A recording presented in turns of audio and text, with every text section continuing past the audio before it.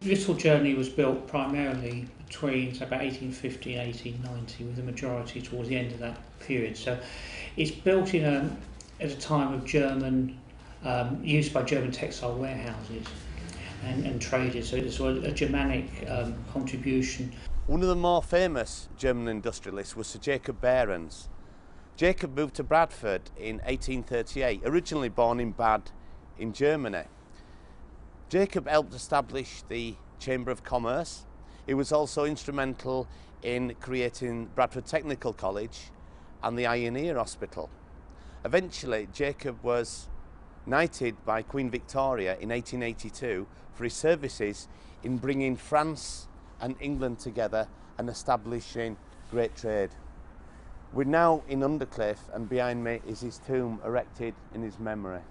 Little Germany represents the legacy of the early German industrialists that settled in Bradford, investing large amounts of money, building imposing and often magnificent buildings in the area.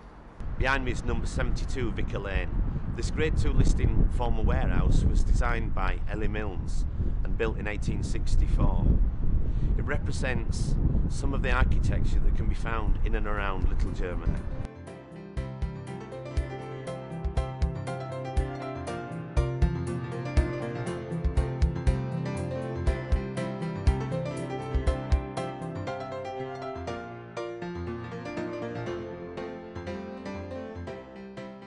It's often said that if you want to learn the history of your town, the best place to visit is your local cemetery.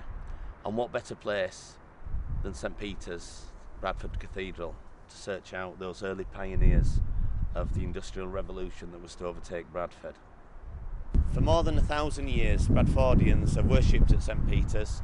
Designed in a rugged, uncompromising style, she stands watching over us all. She has witnessed the historic glories, the tales of want, poverty, incredible wealth, and throughout those times offered protection and a place of calm and prayer for all that sought it. Today the cathedral represents a space of calm and retreat in a city truly alive with change.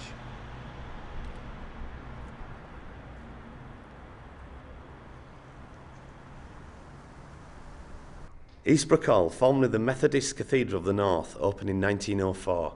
By 1905, it was the second largest meeting place of the Eastbrook Brotherhood in the country, seconded only to Sheffield, having 2,300 members.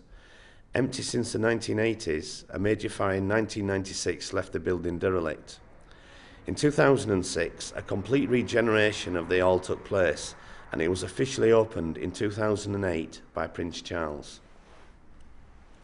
There's been a number of films filmed in and around Little Germany.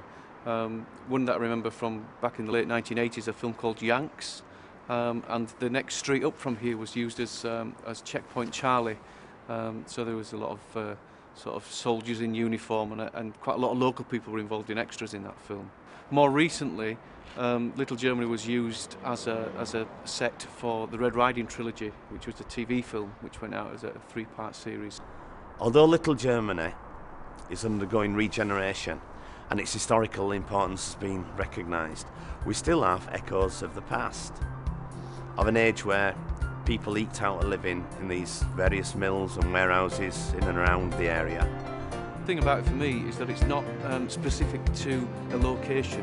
I think for me, if you catch it on the right day and in the right light, you could be anywhere. You could be in Europe or you could be in the States. It's not specific to the UK when you look at some of these buildings in the way that the architecture's built. It could be anywhere.